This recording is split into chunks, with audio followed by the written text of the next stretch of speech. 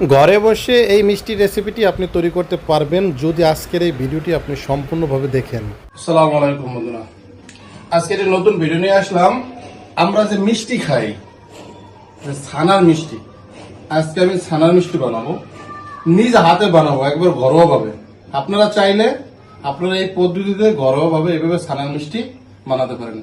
এর জন্য আমি প্রথমে চুলায় 2 কেজি গরুর দুধ নিচ্ছি, মানে একদম ফ্রেশ গরুর দুধ। দেখুন এখন এই গরুর দুধটা কিন্তু গরম হয়েছে এবং এটা কিন্তু ফুটছে। তো আমি এখন জাস্ট এটা অফ করে দেবো। অফ করে দেওয়ার পরে এখন এটাকে তো আমার বানাতে হবে। এর মধ্যে জাস্ট এই ভিনেগারটা দিয়ে দেবো। তার মানে কি, আমরা 2 লিটার দুধ নিলাম। 2 লিটার দুধ নেওয়ার পরে এর ভিতরে জাস্ট ভিনেগার দেবো। আবার বেশি দিলে কিন্তু সমস্যা হয়ে যাবে। পরিমাণ মতো অল্পই দিলাম। এরপরে এটাকে সুন্দর করে নাড়তে হবে। হ্যাঁ, নাড়তে হবে। ভিনেগার দেওয়ার সাথে সাথে কিন্তু দেখেন দুধের কালারটা কিন্তু চেঞ্জ হয়ে গেছে। আপনারা দেখতে পাবেন দুধের কালার কিন্তু চেঞ্জ হয়ে গেছে। মানে আপনারা যদি ভিনেগার না থাকে লেবু দিলেও হবে। আপনার মনে করেন 1 কাপের অর্ধেক যদি লেবু দেন তাহলে হবে। আস্তে এরকম নাড়তে হবে। নাড়লে দেখবেন যে এই দুধটা এখন কিন্তু ছানার পরিণত হয়ে গেছে। দেখুন ছানা চলে আসছে। এভাবে করে নাড়তে হবে। একটু লাড়লে এটা জাস্ট কালারটা কি হচ্ছে, পরিবর্তন হচ্ছে। এখন আমি এটাকে জাস্ট সেকে নেব। এটাকে আমাকে কি করতে হবে, সেকতে হবে। সেকতে হবে। এখন কিন্তু ছানা হয়ে গেছে। ছানা হয়ে যাওয়ার পরে জাস্ট আমি এখন মশারির মতো ফুটো ফুটো যে জালের মতো আছে এটাকে আমি একটা জাস্ট সেকে নেব। জাস্ট আমি উপর থেকে পানিটা এখন ফেলে দিলাম। পানি ফেলে দিয়ে তারপরে জাস্ট আমি মশারির মতো এখানে সেকে নেব। সেকে এটাকে টাঙিয়ে 2-3 ঘন্টা রাখলে এটা ঠান্ডা হয়ে যাবে, পানিটা আস্তে করে ঝরে যাবে। এরপরে আমি জাস্ট এটাকে এভাবে করে রেখে দেবো। রেখে দিলেই এটা জাস্ট শুকনো। এখন আমি শিরা করব, কারণ মিষ্টিটা তো খেতে মিষ্টি, ঠিক কিনা? এই জন্য আমি পানি দেব। পানি দিয়ে চিনি দিয়ে এটাকে জাস্ট শিরা বানাবো। ঠিক আছে, আমার হাতে চিনি রয়েছে। চিনি আমি পরিমাণ মতো দেবো। আপনারা যে পরিমাণ চিনি খান, যদি কেউ চিনি কম খান তাহলে চিনি কম দেবেন। আমি চিনি দিয়ে দিচ্ছি। ঠিক আছে, ওকে। চিনি দেওয়ার পরে এখন কিন্তু এটা ফুটতেছে। এটা ফুটবো, চিনি এবং পানি দিয়ে আমি এটাকে শিরা করতেছি। আস্তে ধীরে হয়ে জাল হলে এটা আস্তে আস্তে শিরা হবে। আমি দেখে দেবো। তাহলে আমরা প্রথমে 2 কেজি দুধ নিয়ে সেটাকে জাল দেবো, তারপর ভিনেগার দিয়ে নাড়বো। নাড়ার পরে ছানাটা আমরা জাস্ট আলাদা করে সেকে নিয়ে ওটাকে 1-1.5 ঘন্টা রেখে দেবো। এরপর আমরা চিনির শিরাটা করবো। আর ওদিকে কিন্তু ছানার পানিটা আমাদের কি হচ্ছে, ঝরতেছে। বন্ধুরা, পানিটা সেকার পরে জাস্ট আমি এখন এটাকে নিয়ে আসলাম। আপনারা এটাকে সুন্দর করে পানিটা সেকে নেবেন। তারপরে জাস্ট এটাকে আমি কি করবো, জালি থেকে তো পানি লাগিয়ে আছে, জাস্ট এই দেখুন। এখন আমাকে এই ছানাটাকে পেস্ট করতে হবে। এটাই হচ্ছে সব থেকে গুরুত্বপূর্ণ, যে আপনি ছানাটা যত বেশি পেস্ট করবেন, ফিনিশিংটা যত বেশি হবে, আপনার মিষ্টি তত সুন্দর হবে। মানে মিষ্টিটা ফাটবে না, মিষ্টিটা ফলবে।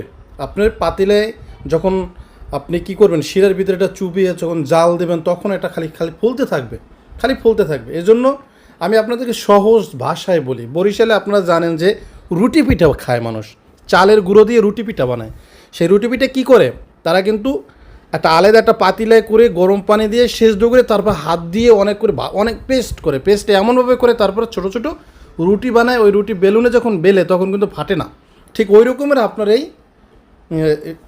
ছানাটার এইভাবে আপনার পেস্ট করতে হবে। যত আপনি সুন্দর পেস্ট করবেন, যত ভালো পেস্ট করবেন, আপনার ছানাটা অত সফট হবে এবং আপনি মিষ্টিটা অত মানে ইজিলিভাবে আপনি মিষ্টিটা বানাতে পারবেন এবং মিষ্টিটা ফাটবে না, এটা আরও ফলবে এবং অনেক বেশি টেস্টি হবে। এটা আমাদের মাথায় রাখতেই হবে। এটাই হচ্ছে আপনার মিষ্টি বানানোর কৌশল, যেটা অনেকেই এই ক্ষেত্রে ভুল করে। পেস্ট করা শেষ, এখন আমি মিষ্টি বানাবো। হাতে তালুতে করে আপনারা আলতো করে আস্তে করে সুন্দর করে আপনি এটাকে মিষ্টির মতো বানিয়ে সাজিয়ে আমি এখন একত্রে সবগুলি রাখবো। আমার এখানে 1.5 কেজি দুধের মতো, তাতে আমার এখানে 14টা মিষ্টির মতো হয়েছে। জাস্ট এটা কিন্তু যখন আমি শিরার ভিতরে জাল দেবো তখন কিন্তু এটা ফুলতে থাকবে। এখন যে মিষ্টির যে শিরাটা আমরা তৈরি করছি সেটা কি অবস্থা, সেখানে আমরা একটু তেজপাতা দিয়ে দেবো, একটু এলাচ দারচিনি হালকা দিয়ে দেই এক পিস করে, কারণ যেন ওই মিষ্টিটার ভিতরে ঘ্রাণটা একটু আসে সুন্দর। মানে এটা না দিলেও কোনো সমস্যা নাই, দিলাম শুধু একটু এর ফ্লেভারটা যেন এটার ভিতরে ঢুকে যাতে সুন্দর হয়। এখন আমি জাস্ট ওয়েট করতেছি, এটা যখন ফুটবে তখনই আমি মিষ্টিগুলোর ভিতরে আস্তে করে দিয়ে দেবো। কি অবস্থা মাঝে মাঝে দেখো কিভাবে ফুলছে, এখন যে অনেক সুন্দরভাবে কিন্তু বয়েলিং হইতেছে। জাস্ট এটাকে আমরা এভাবে করে রেখে দেব জাস্ট আপনাদের দেখানোর জন্য। আপনারা যদি এই পদ্ধতিতে এটা করতে পারেন তাহলে কিন্তু মানে আপনারাও চিন্তাও করতে পারবেন না যে কি পরিমাণ টেস্ট হবে। আমি একটু পাওয়ারটা কমাই, একদম পাওয়ারটা আপনারা একদম কমিয়ে দেবেন, কমিয়ে দিলেই জিনিসটা আস্তে আস্তে এটা বয়েলিং হবে, ফুলতে থাকবে। মিষ্টিগুলি এখন আমি এক এক করে ওই যে মিষ্টির শিরার ভিতর যেটা বানিয়েছি ওইটার ভিতরে আমি দিয়ে দিছি, এরপরে জাস্ট বয়েলিং হবে। তো বন্ধুরা দেখুন যে এখন কত সুন্দর ফুটতেছে না, এইভাবে ফুটবে। ফোটার পরে জাস্ট আমি একটু নাইড়ে ছেড়ে দেই। মিষ্টির কিন্তু কালার কিন্তু চলে আসছে, আপনারা দেখুন মিষ্টির কিন্তু কালার চলে আসছে, একদম অরিজিনাল মিষ্টি কিন্তু কালার চলে আসছে। এখন কোন পর্যন্ত কিন্তু আমরা কিছুই করি নাই, জাস্ট একটু ওয়েট করতে হবে আমাদেরকে। এখন এটা ফুটবো অনেক সুন্দরভাবে। আমি একটু আগুনের তাপমাত্রাটা কমাই দেবো, কমাই দিলে জাস্ট ঢেকে দেবো, আবার এটা বয়েলিং হবে, একদম ফেনা ফেনা হবে তখন। বন্ধুরা আমি যখন এই মিষ্টি আমি কিন্তু এই শিরার ভিতরে দেওয়ার পরে কিন্তু মিষ্টি দেখেন একদম মিষ্টি কিন্তু তার মতো করে সুন্দর করে কিন্তু হয়েছে। আপনারা দেখতে পাচ্ছেন যে এটা কিন্তু শিরার ভিতরে আমি জাল দিয়ে তারপরে এটাকে আমি জাস্ট এখানে ঢেকে রেখে দিছি, এটা এখন ঠান্ডা হবে। এরপর আবার আমি এখানে কি নিচ্ছি, আধা কেজির বেশি দুধ নিছি। এই দেখুন এই দুধের ভিতরে আমি চিনি দিছি, মানে চিনিটা হচ্ছে কি আপনারা 1 চামচ দিতে পারেন, 2 চামচ দিতে পারেন। যদি আপনারা চিনি বেশি খান তাহলে আপনারা চিনি বেশি দিবেন, যদি মিষ্টিতে আপনারা চিনি বেশি পছন্দ করেন। আর যদি আপনারা কম পছন্দ করেন তাহলে আপনি পরিমাণ মতো কম দেবেন। যদি আপনার 2 লিটার দুধে আপনি 1 কাপ থেকে 1.5 কাপ চিনি দিতে পারেন, তো আমি চিনি একটু কমিয়ে দিছি, আপনাদের মতো করে আপনারা পরিমাপ করে দেবেন যাতে চিনিটা বেশি না হয়। মানে মিষ্টিতে যেভাবে চিনি খাওয়া দরকার ওই পরিমাণ হলেই ভালো।